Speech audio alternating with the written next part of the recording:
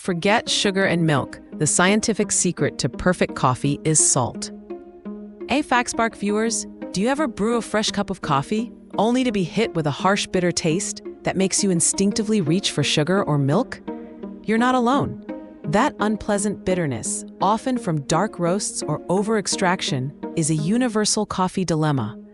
But what if I told you that your go-to solutions, sugar and milk, aren't actually solving the problem?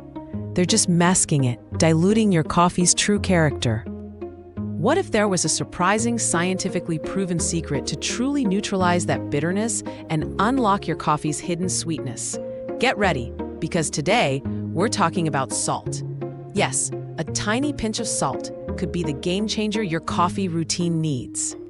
So how does this seemingly bizarre trick work? It all comes down to the incredible science of taste perception.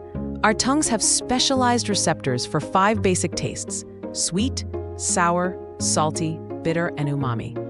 In coffee, bitterness largely comes from compounds like chlorogenic acid lactones and phenylenedines, which develop during roasting.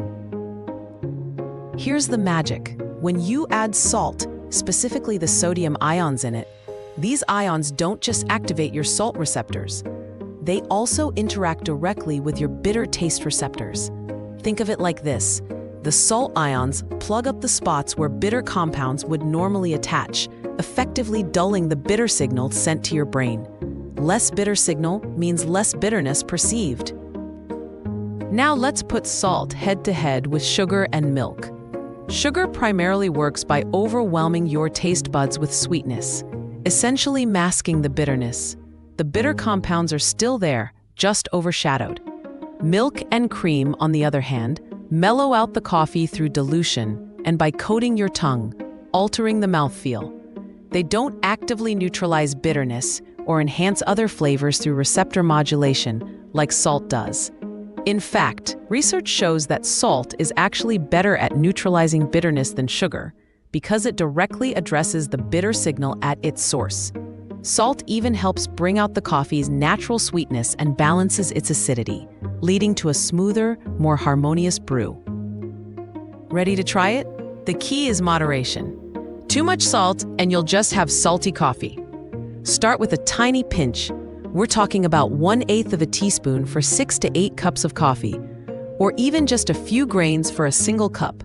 You can sprinkle it directly into your coffee grounds before brewing, allowing it to integrate during extraction. Or add a tiny amount directly to your finished cup for more immediate control. Experiment to find your perfect balance. This trick works wonders for lower quality beans, Robusta varieties, or very dark roasts where bitterness is more pronounced. However, for high quality, specialty, or light roast coffees, adding salt, much like milk or sugar, might actually obscure their delicate, nuanced flavors. It's all about finding what works for your cup. And here's a fun fact. Adding salt to coffee isn't new. It's a practice with centuries of history across diverse cultures, from Hungarian sailors using brackish water to traditional Turkish and Ethiopian coffee ceremonies, and even a distinct salted coffee specialty in Vietnam.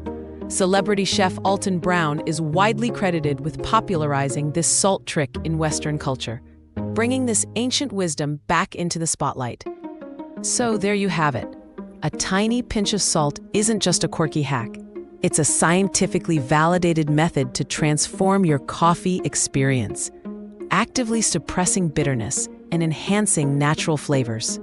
It's a low-risk experiment with potentially high rewards. If this video has sparked your curiosity, give the salt trick a try and let us know in the comments below how it changed your coffee. Don't forget to like this video, subscribe to FactSpark for more fascinating insights, and hit that notification bell so you don't miss our next deep dive.